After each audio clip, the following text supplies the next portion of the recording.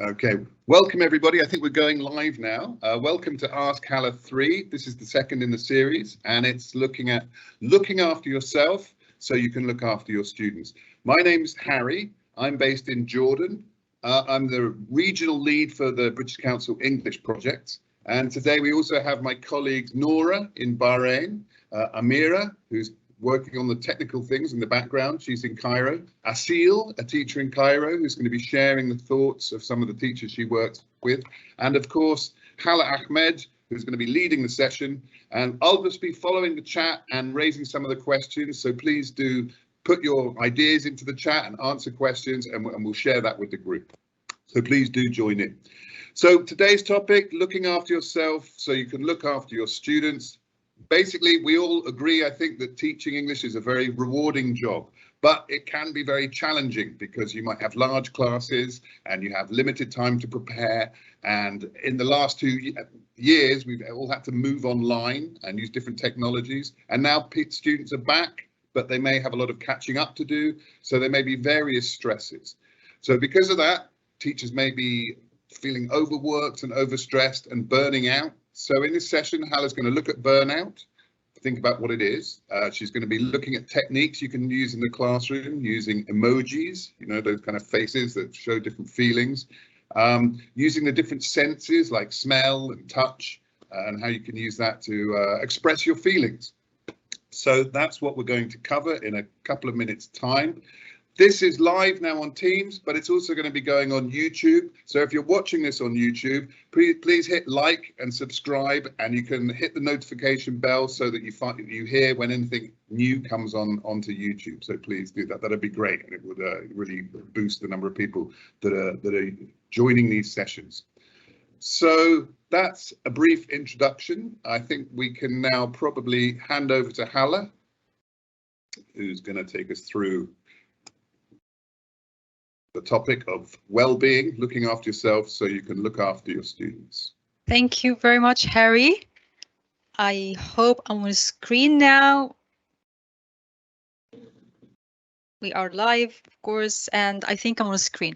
Okay, thank you everybody for joining us today. And as Harry introduced the session, we are tackling a non-academic topic today, with slight academic touch at the end, but it's about your well-being and safety and health, really. So we're going to look today at how to look after your well-being, your mental health, your safety, and how you can look after your students consequently.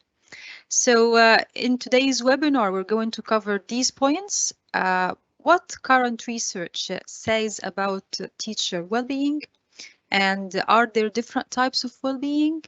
And you hear the term teacher burnout. What's it exactly? And what are the signs of burnout? And how do you self-detect if you're having any burnout signs? So, and we're going to end the session with some practical ideas for you to maintain your well-being, but also some ideas for you also to help your students to take care of their well-being. So what do people think teachers do? So I want you to look at this meme and tell me if this meme is true for you. So my friends think I'm having fun with little kids. We're playing games, we're singing songs all the time. My mom thinks that I'm a genius, like Einstein, for example, and I'm changing the mindset of a whole generation. And the society thinks that I'm not doing a particular job indeed, and I'm wasting time having fun with friends at cafes. And the kids are looking up at me as a magician doing miracles.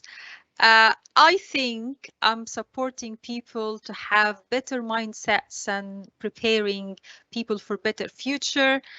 But what I'm actually doing is I'm overwhelmed with paperwork, a heavy timetable, burdens, worries. I want to take care of my students' future, but also I want to take care of my energy and my mental health. Do you think this meme is true for you? Do you think different people around us think we do different things? Please share your thoughts in the Q&A box.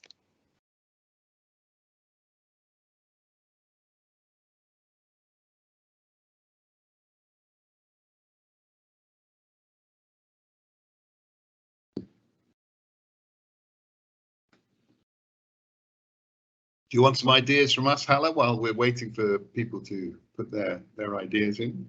Yeah, if you still remember things from your teaching life, Harry, do you think the same is true for you? Yeah, I mean, sometimes I felt like a clown, right, entertaining the children. Other times like a kind of enforcer, like I think the picture from Harry Potter there, forcing people to get through the work. What else? But what's it like when it's at its best? I mean, it's a really enjoyable job when things are going right, but it can be stressful. I agree. It's an enjoyable job.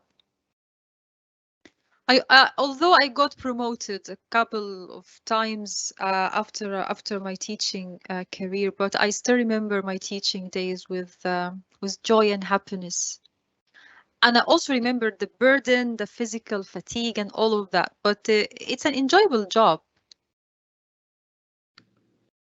Yeah. Right. Did we get any responses from the Q&A box? Not yet. What do people think teachers do? There's no comment yet. There's comments about people trying to join and successfully joining now. I see. Okay.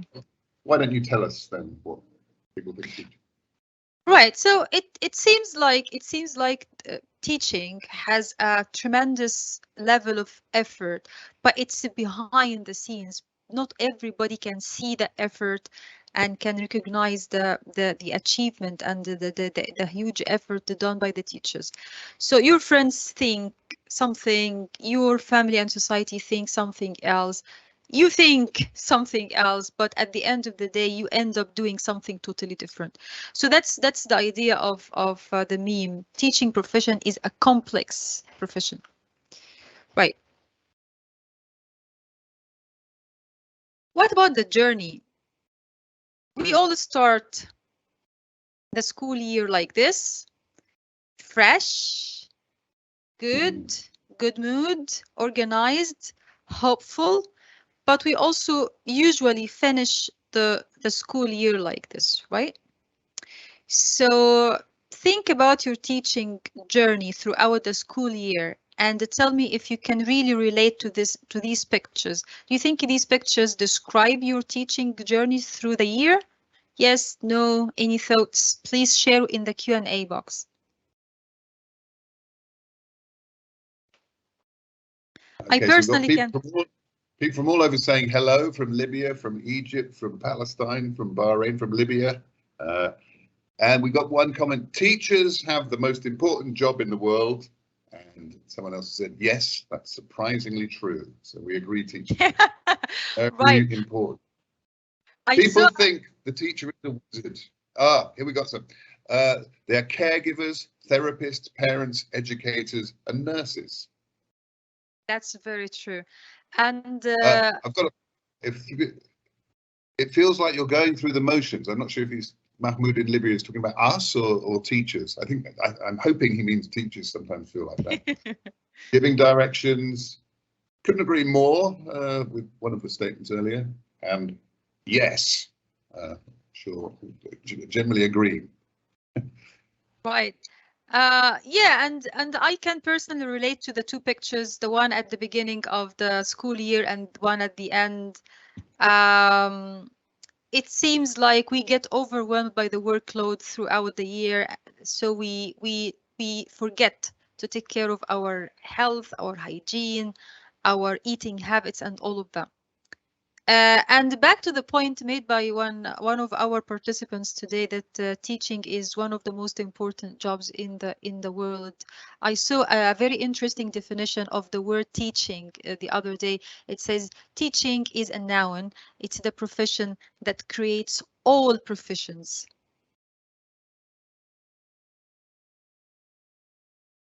How about Harry mentioned at the beginning of the webinar that teaching is an enjoyable profession, but it comes with so many demands. But what about the new demands added to your teaching profession after COVID-19? So how are we all doing with the newly demands added to the list? You were asked to teach from home. You are asked to chase students for homework reports. You need to handle angry parents, especially over the past couple of years, and you need to deal with technology. That's an added demand to the profession. You need to update your Google Sheets, think about technological tools all the time. So, and whenever we ask you how are you doing, you just say I'm fine. So is this true? Do you think you're doing fine? Do you think you're coping with the new demands?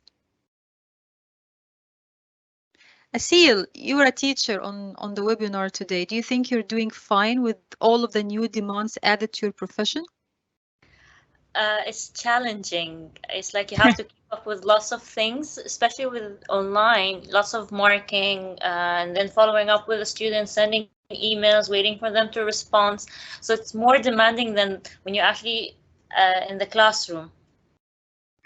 Right. So have you ever responded with "I'm fine" when you're asked how are you doing and you're not? Oh, all the time, all the time. Why do you do that? Well, because as teachers, I think we always want to show that we're strong and that we are unbreakable and that there's nothing can shake us. So you always want to show that, no, I'm fine. I can handle any pressure. I can handle the amount extra workload. I can do that. And you think, Asil, this is a healthy coping mechanism? You're overwhelmed and you're buried under your workload and you're still saying I'm fine. Do you think teachers should ask for help when they need to? Or this is and how healthy is this coping mechanism? Definitely, because sometimes, let's say if you have a big number of students, like you have a big group, 100 students, and you have to do a lot of marking. So sometimes you can ask teachers to help, for example, in different ways, or to make suggestions. How can I improve, find a suitable way or an easier way to finish my marking or divide the work, or I think when you have other teachers who are going through what you're going through, you can support each other, emotional support basically, and it should always ask for help when you can. Like if you have a problem in a certain teaching lesson and you have a big number and you don't know how to approach the students, sometimes it's good to ask your colleagues for any ideas. That's very true. That's very true. And we're going to tackle this later in the webinar. Harry, do we have any interesting responses so far from the Very Q&A much box? so. Yeah, so I think talking about the previous photos, so WM has said, definitely these photos express me, although I'm trying to keep fit all over the year. Okay. People think, I think teachers are super duper versatile. A couple of people say, where is the chat box? In the chat box. I'm not quite sure how they're doing. People think we only talk, just talk. That's from Ahmed Salim. AS says the journey is rewarding but exhausting. That's very true. That's very true. It's tiring but enjoyable. Teaching is a complex process as you have to deal with different situations with different students. But doing their best. Teacher do great effort all the year. That's from Nada. And there's quite a lot of comments actually. To some extent not perfect. That's from Majid. WM again says, I'm always trying to update my skills, hope I'm doing well. We have to walk students through everything basically. Let's have a look. There's some longer. This is from Imran. It was tough for the first few days, but later on we were comfortable and doing well during the pandemic while online, but we missed the direct interactive physical class. So it was very stressful. Is it still stressful now? And now that you're back face to face, is that stressful or do you think the stress is over? Hassan says, as a TV presenter, I've experienced many e-learning platforms. We still have a long way to go. Poor infrastructure, lack of equipment. I hope that we apply connectivism. Teachers' trauma must be handled, from Diana. Nada says teachers are so exhausted and people saying how much they taught online and using technology. And In the I'm quite impressed. Shaikh says, in the present situation, teacher need to be teacher 2.0. 2.0 is the new curriculum in Egypt, in case you wonder. It's the new version of the curriculum in Egypt. Right, I'm quite impressed with the comments, and I couldn't agree more with all of them, really. Thanks very much. Now, I think this is something we need to do every now and then. It's called the cell check-in, or the social emotional check-in. It's a scale. You can use the scale in different forms, really, and you can start your training session with it. You can start your lessons with it, just to check on how people are doing. So how have things been lately?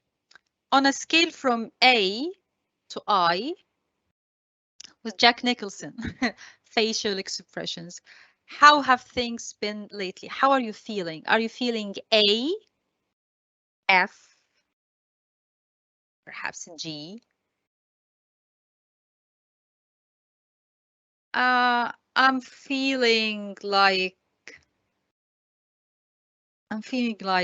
F today. But sometimes I feel like A. Harry? I was going to say F as well. Yeah, I'm not quite sure. I'm feeling quite happy, and I think he's happy in that one, right? I think so, yeah. Engaged. Right, yeah. Enjoying reading the comments. Happy and curious, maybe. Maybe. Is Noura on I don't know what's going through his mind in H. H, oh, okay. Not very positive to me, I think. Yeah, I am M, Hala. What do you think, Noura? Well, it's a mix of everything. I think. You go through the nine states in one day, you think? Exactly, yeah. Yeah. Wow. One class. In one class, oh my God, that should be very interesting. Do we get any responses, Harry? Not yet. I think in answer to people saying it's physically stressful, but now we enjoy it. Oh, some are coming through. F. Joelle says F. Let's have a look at F. The same as us. Yeah, good. Lila, EFL teacher from Libya. I am glad to be here. She doesn't give an answer, but very nice that you're here, Lila. Someone else says I. I'm not quite sure. Okay. With that. We're getting some more F. Lots of Fs. Someone's feeling C. Oh, that's Diana Abu Zayed. C is an interesting feeling. It's very interesting. Yeah. What? And Shaikh says, whatever the situation, student expect teacher should be like F. Right. Yeah. I can relate to this comment, really. Students who don't know particularly what's going on in the background, and they expect you every time full of energy, enthusiasm, fresh, and with a smile on your face, which adds certain level of challenge to the job, really. Anyway, so you get the idea now. This scale, this cell check-in, or social emotional learning check-ins, or sometimes they're called well-being check-ins. It's like, you know, it's it could be used as an icebreaker, or a warmer, or a lead into your lessons or your training sessions, or even your meetings. And if you'd like to break the ice and get people to talk a little bit and to have a laugh a little bit, it's an interesting way to do it. Right. We have Asil on the session now, and Asil managed to talk to a group of teachers like you and myself and Harry and Noura, and she's going to tell us now about what the teachers think about two questions: the key factors that affect our well-being, and how do we usually discuss feelings in the classroom with students. Asil?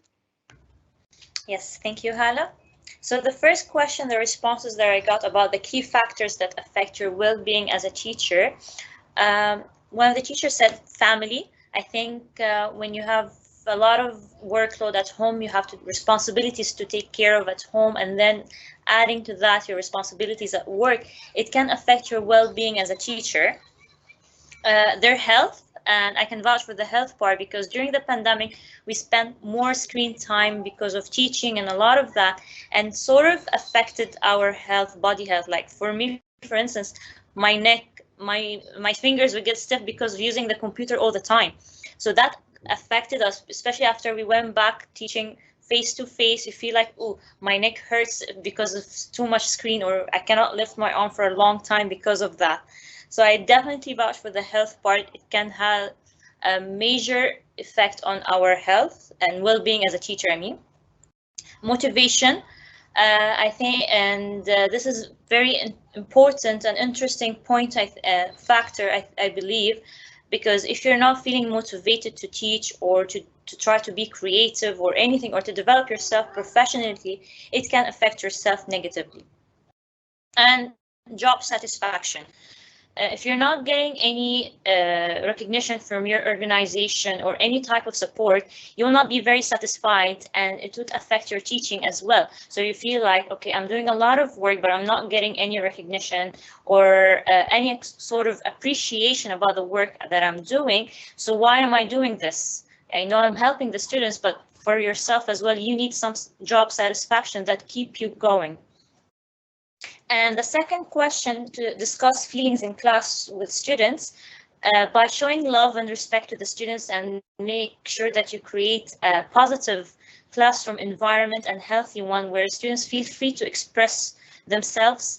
And if you're teaching younger groups, I'm sure they won't be able to express themselves like adults, but you can use smiley faces to tell them, okay, how do you feel about today's activity? Are you happy? Are you sad? Or is it neutral? No reaction at all.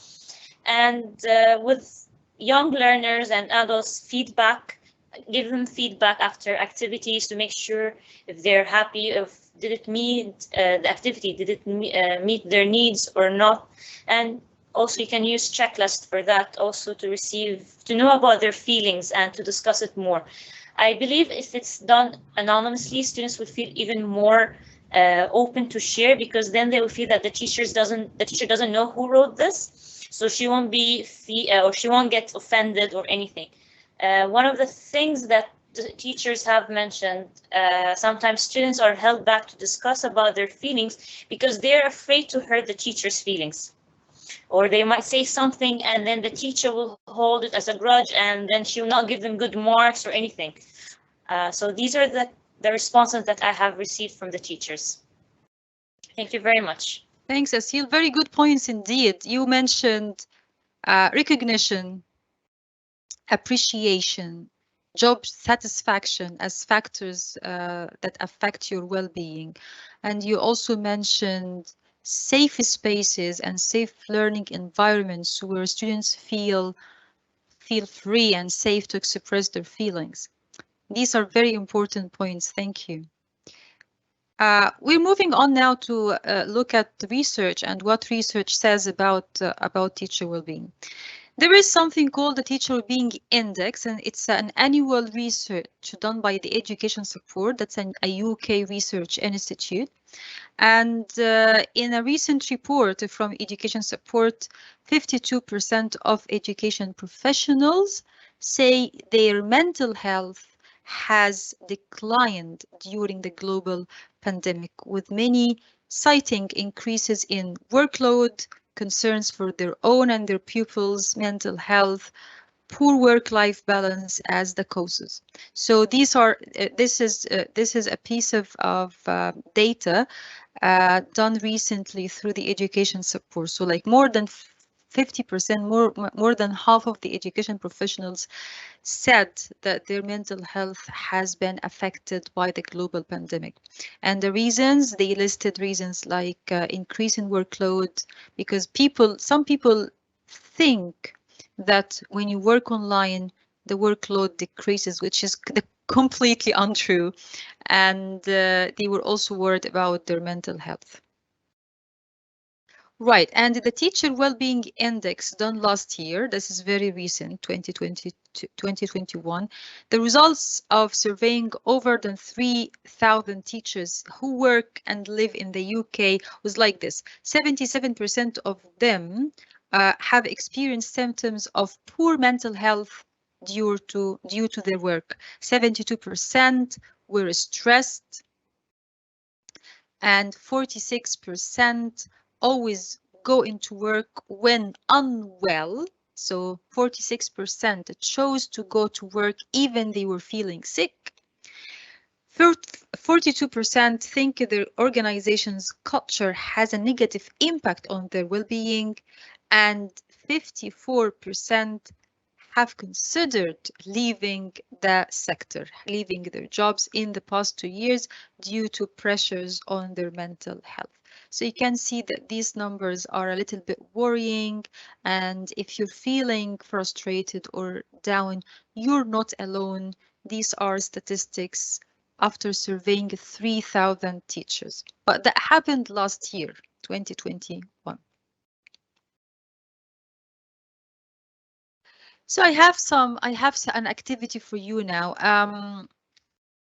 An expert in well-being called Hugh Clench have defined different types of well-being. 1, 2, 3, 4, 5. 5 different types of well-being. The first one, something well-being. This is a type of well-being, and it's about how we process information to succeed in our daily lives and work, and to acquire knowledge and understanding. So what kind of well-being you think this is? Think about it. Put in your answer in the Q&A box. Another type of well-being, according to Clench, is about self-awareness and emotional regulation, reflected in how well we cope with life's challenges. Another type of our well-being deals with the establishment of positive social relationships and ability to empathize with others. The next type of well-being is about feeling physically healthy, safe, and secure in our own environment. Next type of well-being is about our sense of meaning and purpose in life, which may be related to culture, religion, or community. So I want you to think about the missing words, the words I'm hiding with the boxes, and put in your answers in the Q&A box. These categories, any challenges related to these categories, to these different categories of your well-being, can lead the individual to experience stress and manifest the symptoms of depression and anxiety, and can lead also to the burnout if they remain unsolved, if these problems remain unaddressed. So you need to think about 1, 2, 3, 4, 5 different types of well-being. I can help you with the first one. So the first one about processing information to succeed in our daily lives. This is cognitive well-being because it deals with cognition and thinking and processing knowledge and understanding. What about the second one? Okay, so we've got some answers. People were saying that they were really stressed and that it's really important to show caring towards your students. And people are saying that it was a very difficult period. I think in answer to this, someone has, Mohammed has put feelings well-being, possibly. And there's another comment about how stressful it is for young learners learning online. Okay, there's Nora's just mentioned that there's going to be a link to a yoga lesson plan for young learners, which can help them to de-stress. So that's coming up in a minute. Oh, yes. Here we go. Knowledge, mental. The answers are coming in. Knowledge well-being, mental well-being, personal well-being, emotional well-being. Number 2. Good. Right. So yes, emotional well-being. You got that right. It's about self-awareness and emotional regulation. Well-being, yes, you got that right too. It's about positive social relationships. And physical well-being, about physical health. And spiritual well-being when it comes to the sense of meaning and the purpose of life, and it's related, of course, to religion or culture, specific culture, or specific community. Good. We're moving to the signs of burnout. So what signs you can see to tell you might be having burnout, and how you test yourself for burnout, how you self detect for burnout signs. So in this graph, you can see some of the signs, some of the top warning signs of burnout. You feel frustrated and not able to affect any change. You feel lack of fulfillment. It's hard to find the joy in teaching. Like, why am I doing this? I don't know why I'm teaching. I don't know why I got into that job. You feel overwhelmed when you feel overworked. You work too much. You work more than you should do. And at the end of my rope, like, I can't continue anymore. You feel drained. You have no energy on both levels, emotional and physical. You have sleep troubles. You can't sleep well at night because you're anxious, or because you are unable to stop thinking about work. You have neglected your self-care. You're neglecting your health. You don't eat well. You don't take your medicine. You don't go check your doctor. You've become less social. You don't want to share with colleagues. You don't want to exist with them. You don't want to sit and talk with them. And all complaints, it's you complain about everything, almost everything. You can't see any good in anything, and it's difficult for you to find the silver lining in challenges. So these are the top warning signs of burnout. And what's burnout in the first place? Burnout is a psychological syndrome of emotional exhaustion, depersonalization, and reduced personal accomplishment that can occur among individuals who work with other people in some capacity. So psychologically, you feel you're emotionally exhausted and tired. You are dispersonalized, like you're disconnected. You don't feel you belong, and you can't feel that you're fulfilling, and you're not going to accomplish anything. What's really interesting, what I found interesting about this is 3 self-test tools. These are for free online tools. I particularly like the second one, the Mind Tools tool. It's an online thing. It's like a list of 15 questions. You answer, you click on your answers, then it gives you at the end a result on a scale, like where you're standing on the scale of burnout. Are you okay, or you're really having serious signs and symptoms of burnout? If there is time, we can try one of them live. I can show you how to use one of them live, but feel free. We're going to share the PowerPoint presentation later, so you can feel free, try the 3 self-test tools. The first one is Doc Potter. The second one, which is my favorite, it's from Mind Tools. And the last one is from Psychology Today. They have a range of psychological tests, including anxiety and depression tests, but they also have a test for burnout signs. And these tests in Psychology Today are developed by experts, psychology experts. So I got a few comments that I might come in now with Hala, if that's okay. So people, yeah, sure, saying how they feel anxiety, depressed, losing my goals. Someone says the screen is black. I don't know if that's how they're feeling, or that's a technical problem. It can affect your concentration. But this is my favorite one from Imran Shahid. Frustration, no appreciation, no job satisfaction, irrationality, neglect from management. I hope very much that Imran is not a British Council teacher. I hope so. Just with British Council if you're not currently, because we hope that it's not quite like that. And lots of comments coming in now affecting our concentration, losing the desire to complete, and my love for teaching. Oh dear, that's sad. I hope we can give your love back for your profession. Right. Interesting comments, and I'm happy that teachers can relate. They can express themselves and they can speak their minds in this session, really.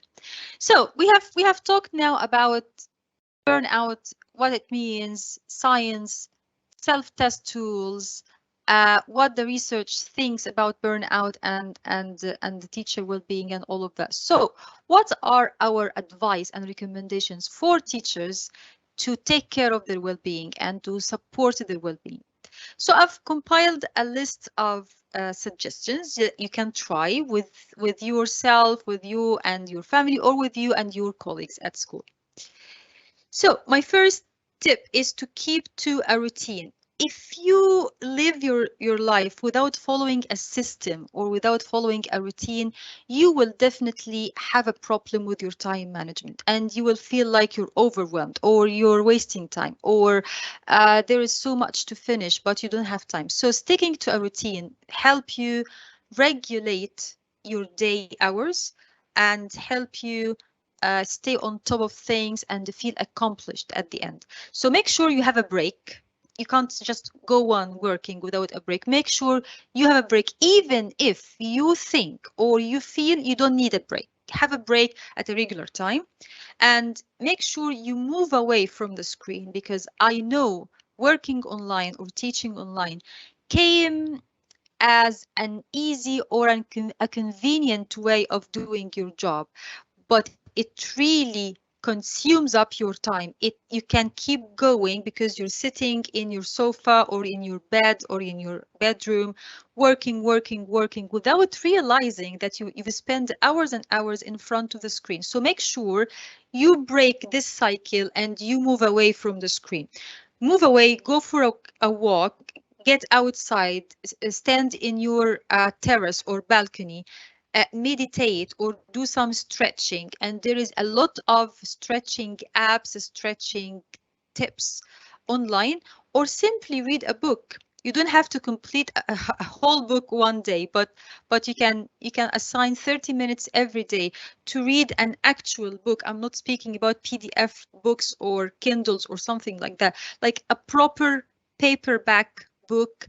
Sit in a quiet place, have a cup of tea, and read a couple of pages. Enjoy the quietness and continue work. What else?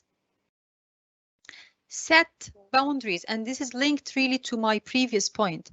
When we work from home, work time and home time can really overlap, and the boundaries can really blur. But make sure you have boundaries between your work time and your home time, and you can really develop an end of day ritual. So when you finish work, do something like a ritual just to mark and signal that you finished work. This could be changing your clothes. This could be going to the kitchen and prepare a salad or something. So agree or decide on a ritual to mark the end of your day. Be physically active, sound body, sound mind. Go exercise, walk, run, skip the rope, do some physical activity. Connect with other people. Don't be a loner. Don't stay on an island. Phone your friends and colleagues. It's always good to talk, and because communication is key. Think about peer coaching and mentoring. Don't work alone. Work with your peers, work with a colleague, share experience, share ideas, and seek mentorship. Ask some more experienced colleague to be your mentor, to be your coach, give you advice, transfer experience to you. Encourage sharing. We all agree on that, but also discourage perfectionism. Your lesson doesn't have to be perfect. And please remember that. Don't forget you're a human, and human beings make mistakes. They make errors. So don't think about yourself as a perfectionist or ideal. You make mistakes like anybody else. Try to learn new skills. Remember, 2 years ago, we knew very little about teaching online. We knew very little about using Microsoft Teams and Zoom and all of these platforms. But look at us now. We know a lot about using technology in teaching. So how about learning new skills? How about learning how to make crafts at home, or how to do gardening, or even learning about complementary therapy, how to do yoga, for example. Try to do acts of kindness and gratitude. Give to others, help a colleague, help a family member. And there is also a good strategy that I practice personally. So each night I make sure I mention or name 3 good things that have happened during the day before I sleep. Like, recall 3 good things you're grateful for. Reconnect to your purpose. Remember when we mentioned something about a spiritual well-being, and when this gets affected, when you lose your sense of meaning and your purpose of life, remind yourself with your purpose, and make a lesson that you and your students enjoy. But through this lesson, you remind yourself of the big difference you're making in your students' lives. It will revive the meaning of your job to you. It will revive your purpose. Be kind to yourself. There is nobody is perfect. Perfectionism is a myth. Allow yourself to make mistakes and pay attention to the present moment. Try to practice some mindfulness activities. I can give you examples. Sometimes I switch off the laptop, close my eyes, and listen to music just to rest my eyes from looking at the screen. Sometimes I go to the balcony, to the garden, and think about nature, focus on nature. And by being present in the moment is to focus on the moment. Stop thinking about anything else. Just focus on the scene you're looking at. That could be the garden, that could be something out of your window, and so on. You can practice gardening, you can practice planting some seeds and taking care of your plants at home. So there is a list of mindfulness activities that you can do. You can play with puppets. You can even draw color some paintings, color some drawings at home. And a wise owl once said, these are voices from the field. These are tips given by teachers like you and me. One teacher said, look after both your mind and body. If you wear out, you can't give 100%, which teachers have a habit of doing. Again, you're not perfect. Nobody is perfect. You cannot be 100% right and on track all the time. Another teacher said, take advantage of all the resources around you. There is a huge amount of resources and learning materials around you. Do not reinvent the wheel and waste your time and effort. Always say when you're not doing too great. If you need help, ask for help. If you think you're not doing great, say it and ask for help. Another teacher said, try and laugh each and every day. And you know what? Smiling and laughing is practice. You need to practice doing it. Work-life balance. Work out a timetable and stick to it. Again, stick to a routine, have a timetable, organize your time, schedule at least 1 day a week where you don't do any work. You've got 2 days a week, no work whatsoever. Get a senior mentor to lean on. Seek an experienced colleague to be your mentor. Maintain your personal health. Lose the urgency in life. I like this expression a lot. Lose the sense of urgency in life. Not everything is urgent and not everything has to be done now. Don't kill yourself over finishing tasks in time, and pass a calmness on to the students and people you work with. Yes, be calm so that your students also will feel calm and relaxed. While you are teaching, you must try to take it as rewarding and fun. This is my advice to teachers all the time. When you're teaching, when you're in the moment of teaching, enjoy it. This should be fun. Sometimes I find teachers like, oh, I have to finish this lesson because I have to. I can't wait till I finish this lesson, you know? And final advice by a teacher, help each other out as much as possible. Teaching is way too difficult to be precious about the content you have developed. Teaching, you cannot teach alone, you cannot work alone. Help each other out. Harry, do we have any interesting comments so far? We have a lot of comments. I want to read another one from Imran, because Imran sounded a bit depressed earlier, but this one's a bit more positive. Whatever the situation is, we do our job. Love the job, love our learners. We are for them. It's very nice. There's one from Sarah. Teaching in many Arab countries is challenging. I think in other countries it's easier because you have support from management. Well, I don't know if that's true. I used to teach in Taiwan, and some schools, well, some management don't give you very much support there as well. So maybe it's a global problem. I don't know. Other people can comment on that.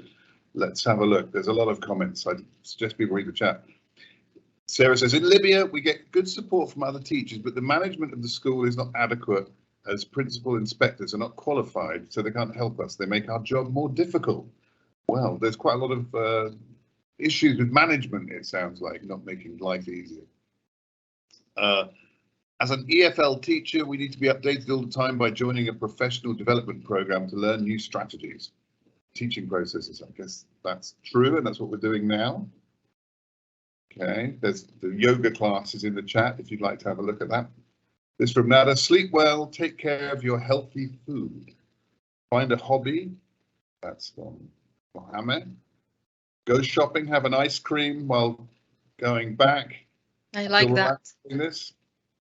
Someone else says go for a short walk.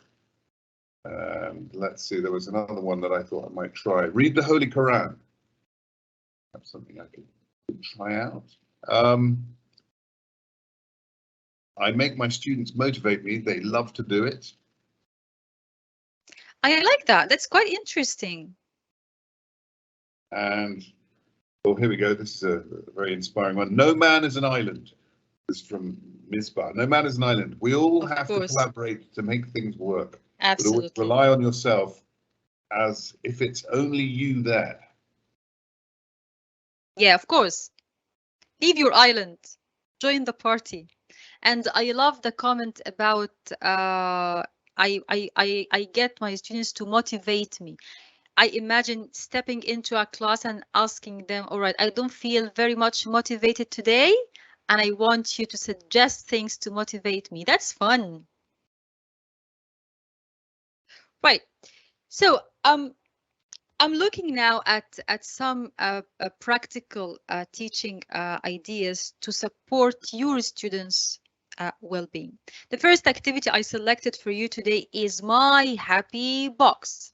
So bring a box. It could be a shoe box, an old box that you don't need, and bring it to the class and ask the students to guess what this box is, and tell them this is your happy box and this box makes you happy, and get them to guess what could be inside the box, and try to put random items inside the box, like your keychain, your mobile phone, an old toy, a notebook, a pen, anything.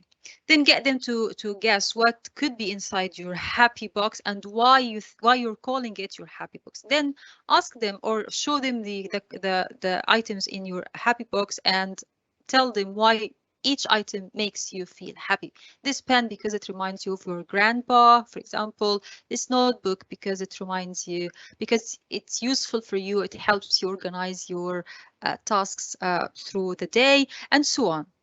Then put them into groups and ask them to elicit from them the 5 senses.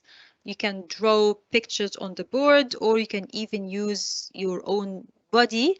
So elicit from them how many senses do you have and what they are. And ask them to think of something you'd like them to put into their happy boxes. But these things should relate to the 5 senses. So for touch, what would you do? What would you put in the happy box to make you happy?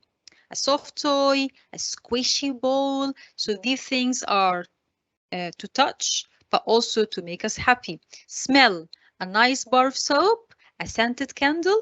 Hearing, a playlist of songs that make you happy. A wind chime, perhaps. Taste, some dried fruits, your favorite dried fruits, some chocolate, la la la la. Sight, a photo of your pet, a photo of your dog, a coloring page, a positive message you got on WhatsApp or something. So elicit from them as many ideas as you can that relate to the 5 senses and that they like to put into their happy boxes. So that's one idea. It allows the students to speak about their feelings, positive, negative, and it focuses on happiness and things that make us happy, even these things are little. The other activity for today is my favorite emoji. And, you know, students have mobile phones like everybody else, and they are quite big fans of using emojis all the time. So ask them, what's your favorite emoji? Then they can write, or they can draw their favorite emoji, or they can simply show you their favorite emoji on their mobile phones. Then they can show it to each other. They can speak about to each other why this is their favorite emoji. And you can ask and check how many people have drawn the same emojis, they agreed on the same emojis, or and what are they, and how many actually used happy emojis.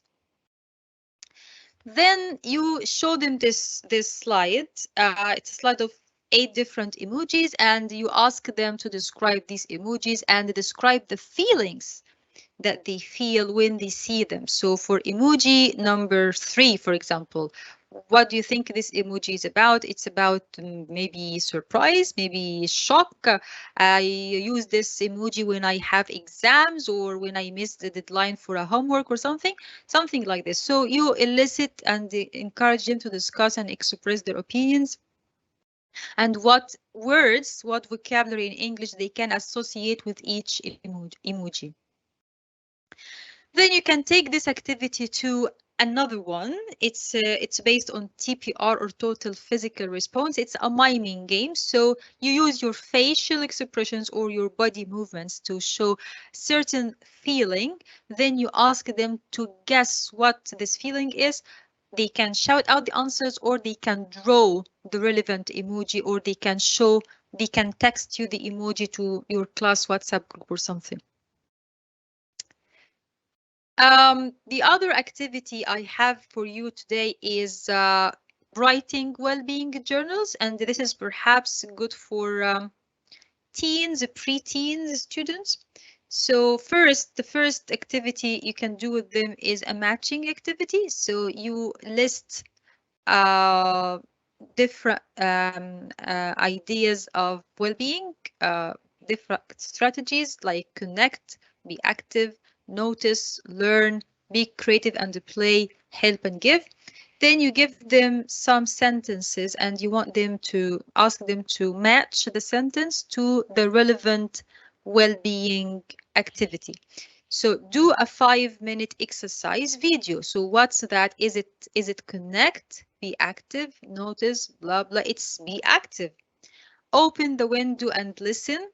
Write down what you hear. So that's, I think, connect.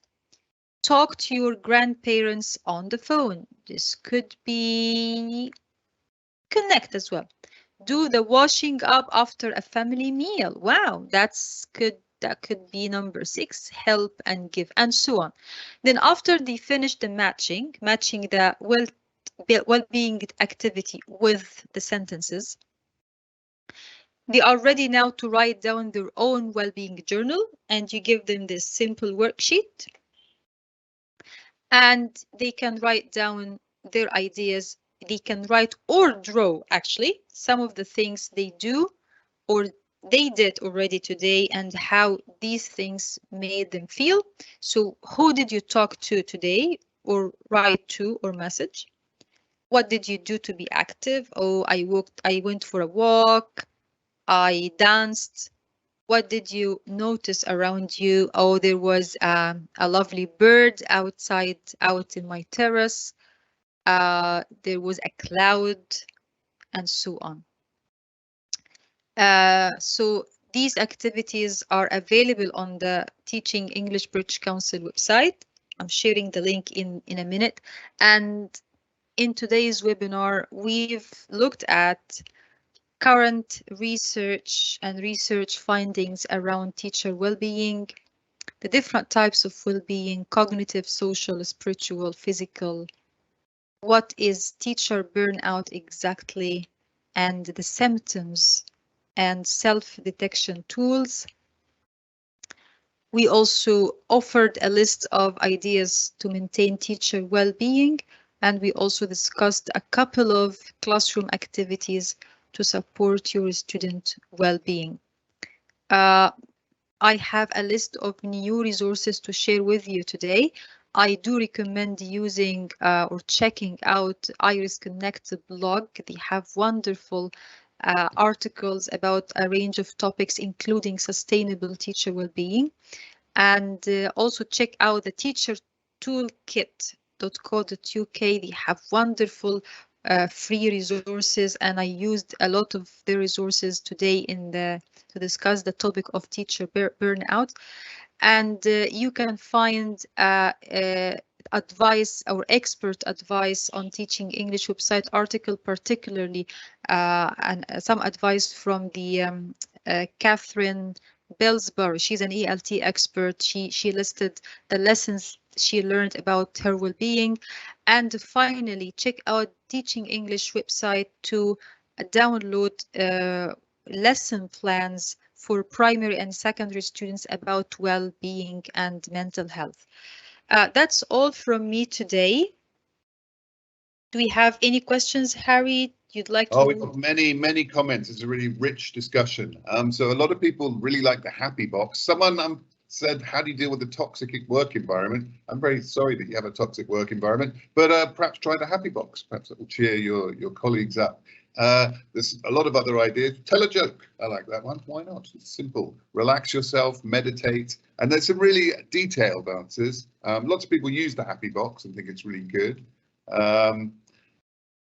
For example, in my happy box, I will have my pen, lipstick, squishy Nemu, body spray, and a mirror. That's a happy box. I love it. Yeah. There's some considered ones. I'll just read one out. Young children. This is from Misbah.